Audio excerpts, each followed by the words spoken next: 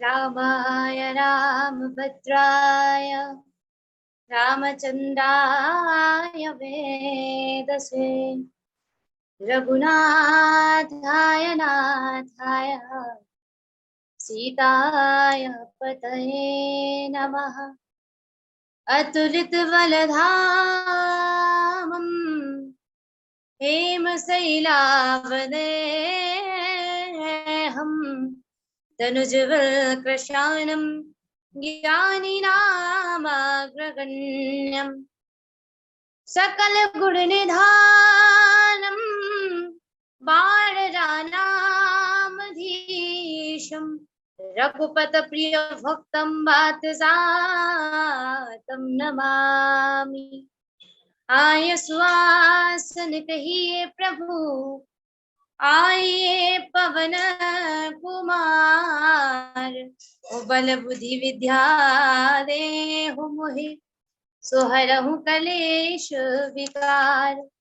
सब कुछ दीनो आपने, ओ भेंट धरू क्या नाथ। हाथ जोड़ वंदन करूं, धरू चरण मैं माथ। बोलिए राम जी सरकार की जय, हनुमान जी महाराज की जय।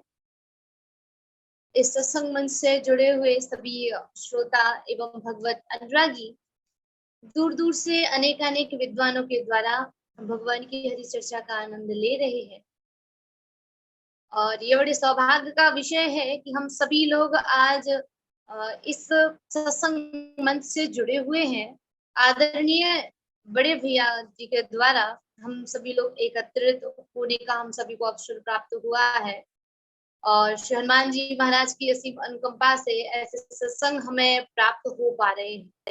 क्योंकि आप लोगों ने देखा होगा कि आज के परिप्रेक्ष्य में व्यक्ति सत्संग से कम जुड़ता है, भगवान की कथा से कम जुड़ता है, व्यथा से ज्यादा जुड़ता है। तो आइए प्रेम से 2 बार हरि नाम संकीर्तन करते हुए पुनः जैसी प्रभु की इच्छा होगी हम वैसा कथा कहने का प्रयास करेंगे। जय सिया राम, जय जय सिया राम, जय सिया राम, जय जय सिया राम, जय सिया राम, जय जय सिया राम, जय जय विपति हरन हनुमान। जय सिया राम, जय जय सिया राम, जय जय विपति हरन हनुमान। अब प्रभु कृपा करहु यह भांति, सब तज भजन करहु दिन राति। जय सिया राम, जय जय सिया राम, जय जय विपति हरन हनुमान। जय सिया राम, जय जय सिया राम। बोलिए हनुमान जी महाराज की जय, श्री रामचंद्र भगवान की जय, श्री गोस्वामी हनुमंत उभय दिसि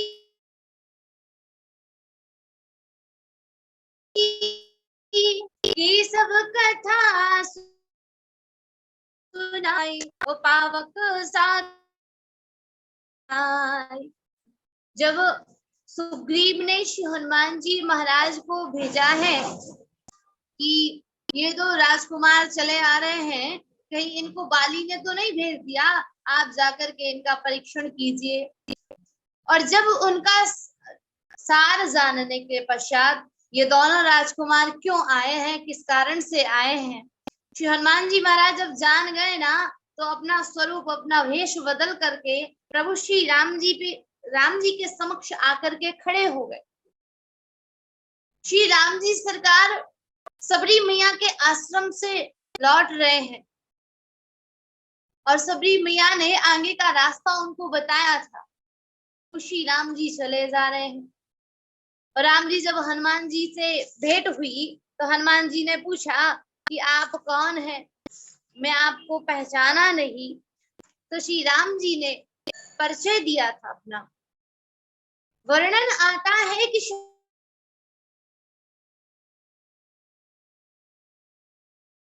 आज दोनों राजकुमारों को अपने कांधे पर बिठा करके सुग्रीव के पास ले गए। और जब सुग्रीव के पास ले जाते हैं, देखो एक चीज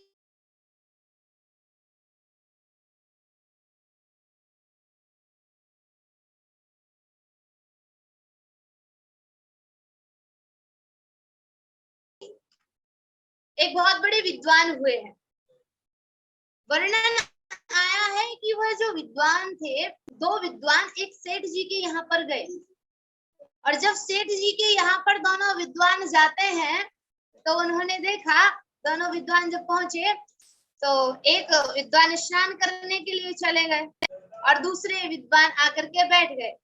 और जब दोनों विद्वान आकर के बैठ गए हैं तो वर्णन आया है कि आज श्री गोस्वामी तुलसीदास जी महाराज वर्णन करते हैं कि जब दोनों विद्वान आए थे तो सेठ जी ने एक विद्वान से पूछा कि महाराज एक बात बताओ कि आपका आगमन कैसे हुआ। तो उन्होंने कहा कि महाराज आज काफी समय बीत गए थे, हमने सोचा कि आपसे मुलाकात करते हुए चले। तो पूछा कि महाराज आप तो बड़े विद्वान हैं, एक बात बताइए, क्या आप विद्वान हैं, आपके साथ जो आए हैं क्या ये भी विद्वान हैं? तो सेठ जी कहने लगे नहीं। सेठ जी ने जब ये पूछा तो ये विद्वान कहने लगे कि काहे का विद्वान, एक से भले दो, हम अकेले आ रहे थे, वो तो गधा है, इसको साथ लेके चले आए, सामान वगैरह कौन उठाएगा। अब वो जो विद्वान स्नान करने के लिए गया था वह आकर के बैठ गया और ये स्नान करने के लिए गए। तो सेठ जी ने इनसे भी यह प्रश्न किया कि महाराज एक बात बताओ, आप तो बड़े विद्वान हैं और आपके साथ जो आए हैं ये भी विद्वान हैं। कहा नहीं नहीं, काहे का विद्वान, ये तो बैल है, एक से भले दो, तो हम साथ लिए चले आए। अब दोनों लोग जब आकर के बैठे और जब बैठने के पश्चात वर्णन आया है कि विद्वानों ने कहा कि हमारे लिए भोजन की व्यवस्था की जाए। तो क्या किया, सेठ जी ने दोनों के लिए अलग अलग पात्र रखे हैं और पात्र रखने के पश्चात उनमें एक में भूसा रखा है और एक में हरा हरा चारा रख दिया। विद्वानों ने कहा कि एक बात बताओ, मेरी विद्वता की अवहेलना हो रही है। तो आज सेठ जी ने करवद्ध निवेदन करते हुए कहा कि अरे भैया, ये परिचय तो आपसे ही मिला है, क्योंकि आपने कहा ये बैल है, आपने कहा ये गधा है। जब आप लोग जानवर हैं तो जानवर को क्या भोजन देना चाहिए, तो मैं वही भोजन दे रहा हूँ आपको। अच्छाई में एक बुराई है, एकता नहीं है। क्योंकि आपने देखा होगा कभी भी कि जब भी आप देखेंगे चार विद्वान आपको एक साथ इकट्ठे बैठे नहीं मिलेंगे। और बुराई में एक अच्छाई है कि एकता है। जैसे कोई एक शराब पीने वाला हो, वो कहीं भी जाए, अपरिचित जगह जाए, उसके पास खुद ब खुद चार लोग और मिलकर के पास उसके आकर के बैठ जाएंगे। तो बुराई में एक अच्छाई है कि एकता है और अच्छाई में एक बुराई है कि एकता नहीं है। कहीं पर सत्संग हो रहा हो तो कभी भी आप लोग देखना ज्यादा लोग वहां पर इकट्ठे नहीं होंगे, और वहीं कुछ अलग प्रोग्राम हो रहा हो तो वहां पर लाखों की करोड़ों की भीड़ हो जाएगी। तो आज उसी प्रकार शेष जी हनुमान जी महाराज जब पहुंचे हैं और हनुमान जी महाराज परिचय कराते हैं कि श्री राम अयोध्या के नरपति अधिपति सुग्रीव वानरों के, ये वनवासी वह गिरिवासी, संयोग एक है दोनों के। आज जब पहुंचे हैं तो क्या देखा है, श्री हनुमान जी महाराज सुग्रीव और सभी लोग इकट्ठे बैठे हैं और राम जी सरकार जब विराजमान है, देखा प्रभु श्री राम जी ने कि आज सुग्रीव समक्ष बैठे हुए हैं और सुग्रीव को देखने के पश्चात आपस में वार्तालाप होते होते उनमें मित्रता हो गई कि मित्रता एक रिश्ता है, जब जी चाहे तब छोड़ दिया, मिट्टी का नहीं खिलौना है, मिट्टी का नहीं खिलौना है, जो खेल खेल में तोड़ दिया, मिट्टी का नहीं खिलौना है।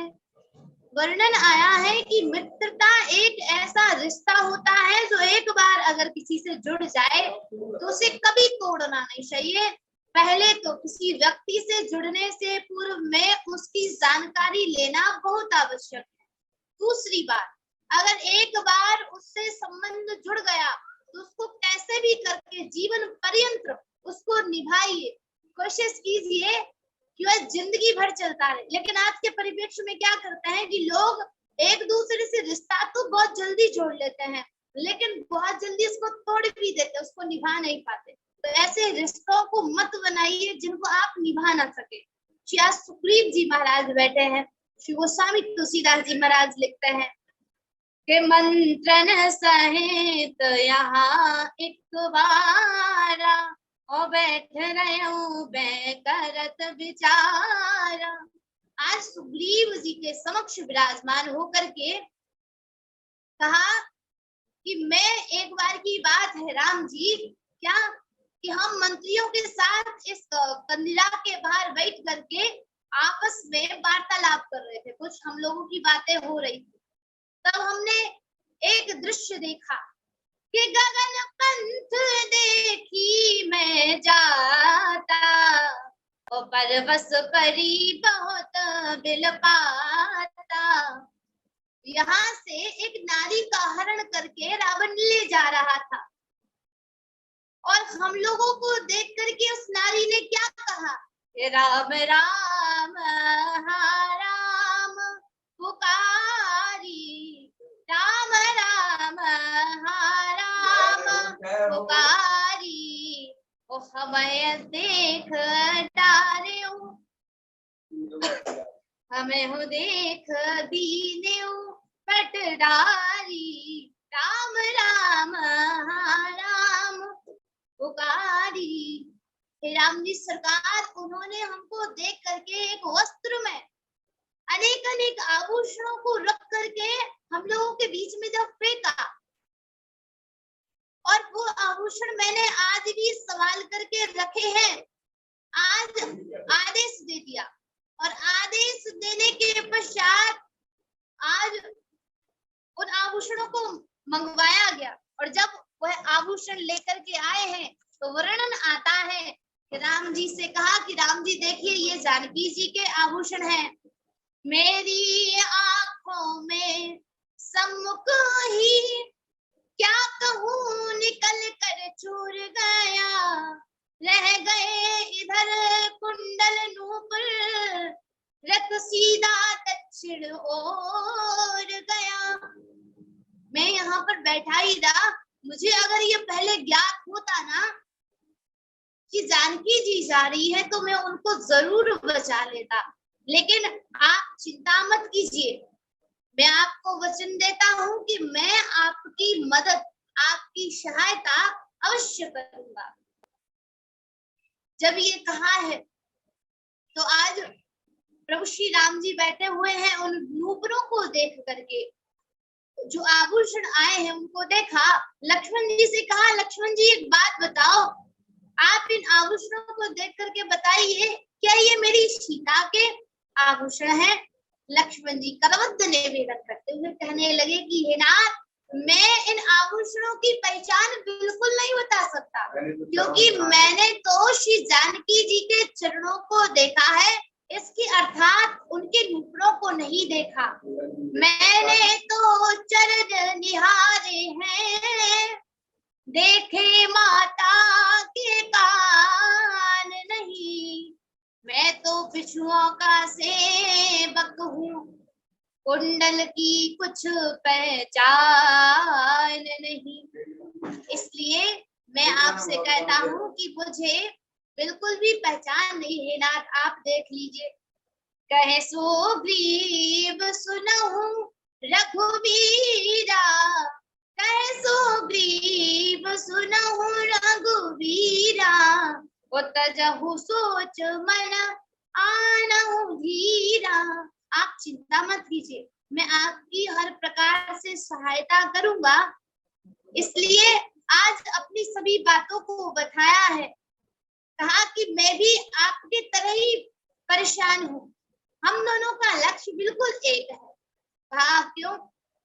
इसलिए क्योंकि आपकी भी पत्नी का हरण हो चुका है और मेरी तो मेरे भैया ने स्वयं ही चुरा ली है। मैं एक बार की बात है क्या कि हम दोनों भाई एक दूसरे से बड़ा प्रेम करते थे, हम दोनों में काफी वनती भी थी और हम लोगों में अत्यधिक प्रेम था। एक बार क्या हुआ कि मैं दानव का जो पुत्र है वह युद्ध करने के लिए आया और युद्ध के लिए जब ललकारा है तो मैं बाहर निकल करके गया और मेरा भाई बाली भी वहां पर आ गया। जब हम दोनों गए तो वह जाकर के कंदरा में छुप गया। बाली ने मुझसे कहा कि आप कंदरा के बाहर बैठिए, मैं इससे युद्ध करके आता हूँ। बाली कंदरा के अंदर गया, काफी समय तक युद्ध चला और युद्ध चलने के पश्चात 1 माह बीत गया और जब मैंने देखा क्या कि वहां से रुधिर की धारा बह रही है, रक्त बह रहा है, और जब मैंने उस रक्त को देखा तो मैंने सोचा कि मेरे भाई का प्राणायाम हो गया है। इसलिए वहां पर एक शिला रखी थी, मैंने उस कंदरा के सामने उस शिला को रख करके अपने राज्य की ओर वापस लौटा और सबको ये संदेश दिया कि प्रतीत होता है 1 माह बीत गया, मेरा भाई भगवान के धाम को प्राप्त हुआ है। आज इस प्रकार से जब कहा तो इस राज्य का क्या होगा, सभी लोग विचार करने लगे तो सभी ने मुझे जबरदस्ती इस राज्य का राजा बना दिया। काफी समय के पश्चात मास दिवस तह रेउ खरारी, तो निश्चर रुद्र धाय तह भारी। आज वर्णन आया है कि जब 1 महीने बाद बाली जब अपने राज्य में जब लौटा है तो क्या देखा कि मैं राज सिंहासन पर बैठा था, एक बैरी के भाव से मुझसे काफी युद्ध करके और मुझे परास्त करके उस राज्य से निकाल दिया। मेरा राज, मेरी भार्या दोनों को अपने पास रख लिया है। मैं उससे छुपता हुआ भागता हुआ आज इस कंदरा पर, इस पर्वत पर जाकर के आया हूँ, क्योंकि बाली यहाँ पर नहीं आ सकता। बाली को शाप है, अगर यहाँ पर आएगा तो उसके साथ अनर्थ हो जाएगा। ये शाप मतंग ऋषि ने दिया था, इसलिए मैं यहाँ पर सुरक्षित अपने आप को मानता हूँ। जब ये कहा तो राम जी ने कहा चिंता ना कीजिए, हम आपकी क्या सेवा कर सकते हैं। कहा मुझे अपनी भार्या चाहिए और राम जी कुछ नहीं चाहिए, लेकिन ध्यान रखना क्या कि बाली कोई साधारण नहीं है। राम जी ने कहा ठीक है, चिंता ना करो, चल दिए। और आज राम जी के साथ गए हैं तो बाली को युद्ध के लिए ललकारा है, तो बाली ने अपनी पत्नी से कहा कि तुम चिंता ना करना, क्यों, ये सुग्रीव मुझे कुछ भी नहीं कर पाएगा, लेकिन सुग्रीव के साथ श्री रघुनाथ जी आए हैं, अगर इनके हाथों से मेरा प्राणायाम हो गया चिंता न करना। अपनी पत्नी सुग्रीव से युद्ध करने के लिए मन में सुग्रीव को एक तिनके के समान समझ है, और जब युद्ध करने जाता है, एक मुष्टि का जो ही प्रहार किया है, और प्रहार करने के पश्चात आया है, यह भागता हुआ राम जी के पास आया है। राम जी से कहा कि राम जी, अभी तो आप कह रहे थे कि हम आपको बचा लेंगे, लेकिन आपने मुझे बचाया क्यों नहीं? राम जी ने के एक रूप तो भ्राता दो, रूप तुम भ्राता दो, होते ही भ्रम ते नहीं मारे हूँ सो। मैंने इसलिए नहीं मारा है। आज अपने हाथ का स्पर्श जब उसके शरीर पर किया है, राम जी ने, सुग्रीव की जितनी भी पीड़ा है सबका हरण हो गया। आज उन्होंने, राम जी ने एक माला दी है, मैं कंठ सुमन के माला, पठवा पुण्य बल देह विशाला। आज उस माला को पहना करके जब भेजा है सुग्रीव को, तो वर्णन आया है, युद्ध हुआ, और युद्ध जैसे ही होता है तो राम जी ने अपने बाण को चलाया कि धर्म हेतु अब तरऊ गुसाई, मारे वो है व्याघ की नाई। आज जब अपने मित्र के वचन को पूरा करने के लिए बाली को जब छुप करके बाण मारा है, तो बाली कहने लगा कि राम जी, मैं जानता हूँ कि आपने मुझे बाण मारा है, मुझे इस चीज का कष्ट नहीं है, फिर बोले एक चीज का कष्ट है कि आपने मुझे छुप करके बाण मारा है। अगर आपको बाण मारना ही था तो मुझे आगे आकर के मारते कि बैरी का छल से वध करना सूरवीर का कर्म नहीं, चुप कर जो मेरा प्राण दिया, यह रघुवंशी का धर्म नहीं, वरदान किसी का नष्ट करें, ऐसा ना स्वार्थ हमारा है, बस इन्हीं कारणों से हमने यह बाण आज से मारा है। राम जी ने कहा कि मेरा कोई भी बैरी नहीं है, मैंने ये सब कुछ, ये राम जी को प्रणाम करते हुए बाली भगवान के धाम को गया है कि मैं बैरी सुग्रीव प्यारा, अब गुण कवन नाथ मोहि मारा, ओ मैं बैरी सुग्रीव प्यारा। हे नाथ, आपने छुप करके बाण मारा, बस मुझे इस चीज का कष्ट है। आज प्रभु श्री राम जी के चरणारविंदों में प्रणाम करते हुए सुग्रीव आज खड़े हैं, और बाली भी भगवान के धाम को गए हैं।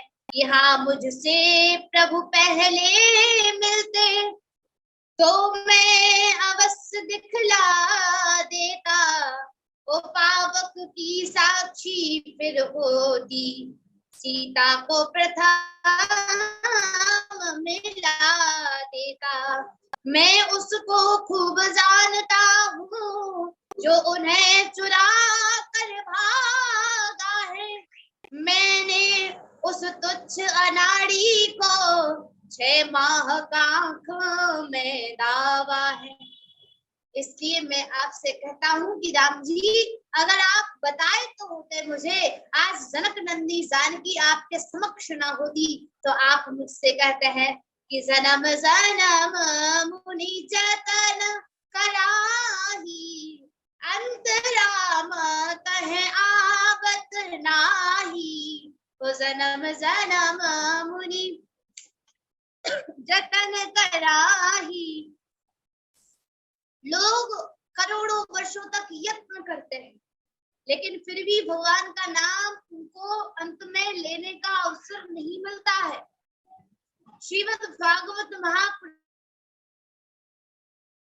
तपसा न योगेन समाधिना तत्फलम लभते सम्यक कलौ के सब कीर्तना। वर्णन आया है कि जो फल करोड़ों वर्षों तक ऋषि मुनि सतयुग त्रेता द्वापर में बराबर तपस्या किया करते थे तब भी उन्हें वो फल नहीं मिलता था, लेकिन आज कलिकाल के प्रभाव से अगर जीव एक बार भी भगवान का नाम ले लेना तो इस संसार रूपी भव सागर से पार हो जाता है। जा सुने जो नाम हमारा, अगर कोई भी मेरा नाम एक बार ले लेना तो इस संसार रूपी भव सागर से पार हो जाता है। जब आपने देखा होगा श्री जनक जानकी जी खड़ी हुई है, प्रभु श्री राम जी केवट से निहोरे कर रहे हैं कि मुझे उस पार कर दीजिए, तो आज जानकी जी सोच रही है कि राम जी सरकार इतना निहोरा कर रहे हैं एक केवट से, अगर राम जी का कोई एक बार नाम ले लेता है तो इस संसार रूपी भवसागर से पार हो जाता है। लेकिन आज राम जी केवट के सामने इतने निहोरे कर रहे हैं। उसी प्रकार से ये जो संसार है, ये जो जीवन है, कलिकाल है, अगर एक बार भी भगवान का नाम ले लिया तो इस संसार रूपी भवसागर से हम पार हो जाएंगे। और इस संसार रूपी अगर भवसागर से हमको पार होना है तो भगवान का नाम लेना पड़ेगा, क्योंकि भगवान का नाम जब तक नहीं लेंगे तब तक पार नहीं होंगे। किसी संत ने बहुत दिव्य वर्णन किया कि कलयुग तरह उपाय न कोई, राम भजन रामा। कलयुग तरह उपाय न कोई, राम भजन रामायण दोई। अगर एक बार भगवान का नाम ले, रामायण को पढ़े, रामायण का पाठ दिन में एक बार करे। रामायण में एक जगह कथा कहने के लिए गई, राम कथा चल रही थी और उसी बीच में एक कोई मिलने वाले आए। उन्होंने प्रश्न किया हमसे कि आप हमें एक बात बताइए, रामायण कब और कैसे पढ़नी चाहिए। तो मैंने उनसे कहा कि रामायण का देखो कोई नियम नहीं होता कि कब पढ़नी चाहिए, कब पढ़ना है, कब नहीं पढ़ना है। रामायण को जब पढ़िए जब आपका मन हो, चाहे सुबह पढ़े, चाहे शाम पढ़े, चाहे सोते समय पढ़े, लेकिन रामायण को पढ़े आप। और रामायण को कितना पढ़े? बोले रामायण को इतना ना पढ़े कि आपको समझ में ना आए, आप पढ़ते ही जाएं। रामायण को केवल और केवल उतना ही पढ़े जितना आपको समझ में आए, इससे अन्यथा बिल्कुल ना पढ़े। अगर आपको एक चौपाई रामायण जी की समझ में आ रही है तो केवल और केवल एक चौपाई को पढ़िए।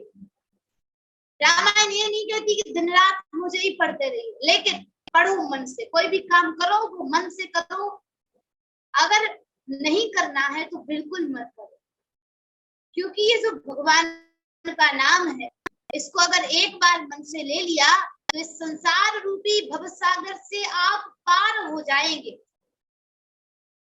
जा सुनाम सुमरत एक बारा, उतरह नर भव सिंधु अपारा। अगर एक बार मन से नाम को ले लिया ना भगवान का, तो इस संसार रूपी भवसागर से आप पार हो जाएंगे। और अगर पार होना है तो भगवान के नाम का सहारा तो आपको लेना ही पड़ेगा। इसलिए नाम का सहारा ले, और जब तक भगवान के नाम का हम सहारा नहीं लेंगे तब तक हम पार होने वाले नहीं है। भगवान का नाम तो लेना पड़ेगा। लोग कहते हैं कि संत भगवान का नाम लिया करते हैं, कहा परीक्षण किया जाए। एक जगह बहुत बड़ा युद्ध चल रहा था और युद्ध चलने के पश्चात क्या हुआ कि आप लोगों ने देखा होगा जहाँ पर संत होते हैं वहां पर हवन भी करते हैं, वो जहाँ बैठे होते हैं, और वहां पर उनका चिमटा या त्रिशूल कुछ भी हवन में गड़ा होता है। तो एक संत जी रात्रि में सो रहे थे और सोने के पश्चात मुख से राम राम राम राम जप रहे थे, लेकिन एक कोई उत्तन्न था व्यक्ति, उसने परीक्षण करने के लिए क्या किया कि जो अग्नि में गर्म चमेटा जो उसमें अग्नि में प्रवेश था ना, लाल था अग्नि के वजह से, उसे निकाल करके वो वही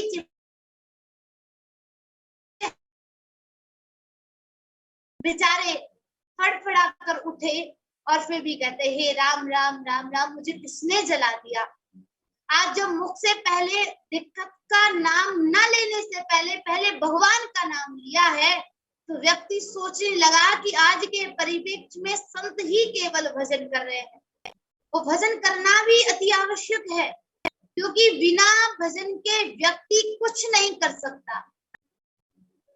जब तक भजन नहीं करेंगे, हमारे जिंदगी में, हमारे जीवन में भजन उस प्रकार से है जिस प्रकार से किसी किराए के मकान में रहते हैं ना, तो उसका महीने पर किराया देना पड़ता है। उसी प्रकार से जब प्रभु ने हमको ये शरीर रूपी जो मकान दिया है, ये फ्री में नहीं दिया।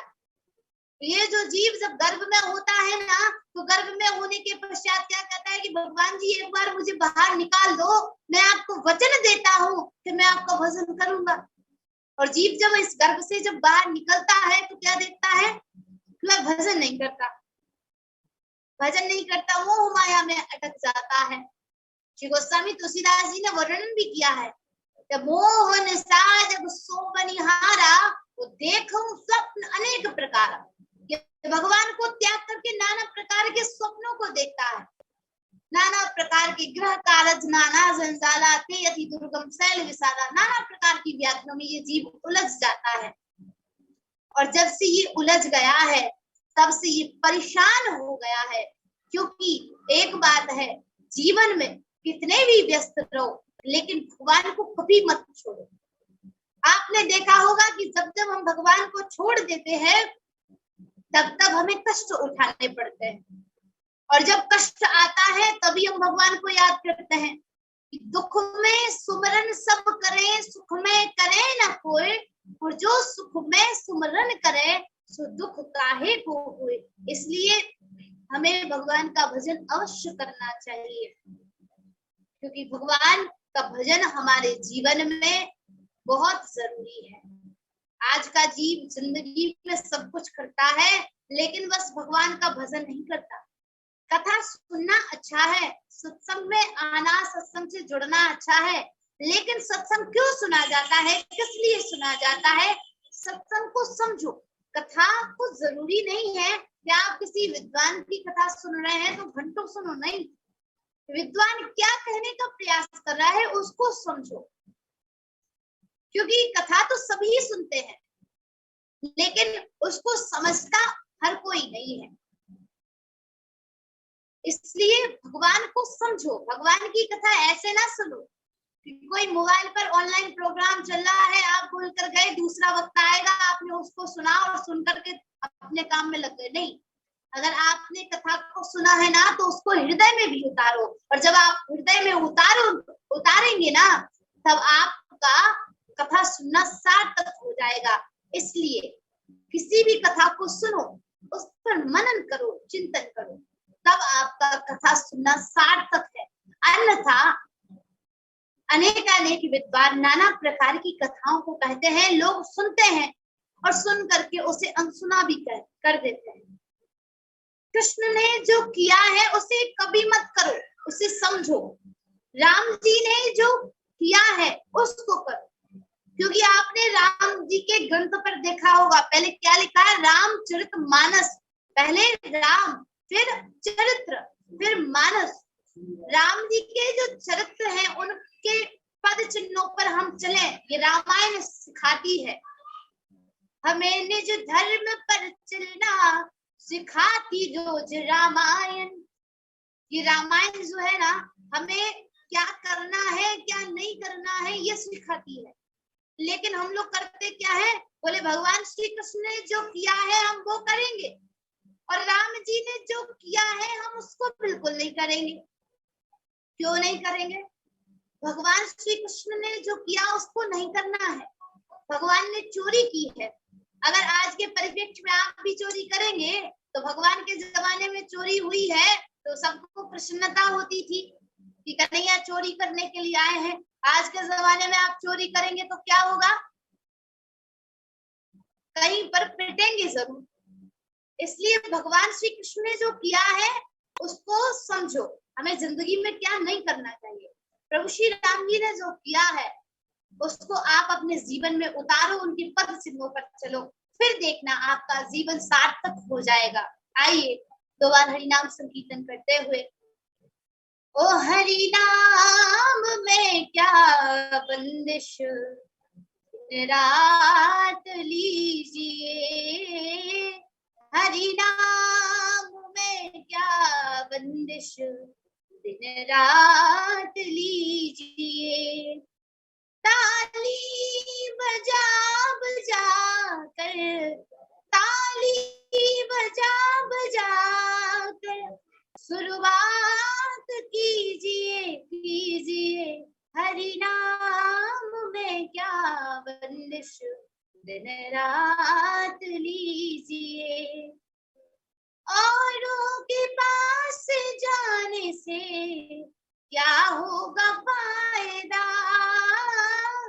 औरों के पास जाने से क्या होगा फायदा, हरि नाम विष का प्याला, ओ हरि नाम विष का प्याला, दिन रात पीजिए, हरि नाम में क्या बंदिश, दिन रात लीजिए, ताली बजा बजा कर, ताली बजा बजा कर शुरुआत कीजिए, हरि नाम में क्या बंदिश, दिन रात लीजिए, करने से पहले काम तू 100 बार दिल से पूछ, करने से पहले काम तू 100 बार दिल से पूछ, हरगिज कभी ना दिल से, ओ हरगिज कभी ना दिल से क्यों घात कीजिए, हरि नाम में क्या बंदिश, दिन रात लीजिए, ताली बजा बजा कर शुरुआत कीजिए, हरि नाम में क्या बंदिश, दिन रात लीजिए।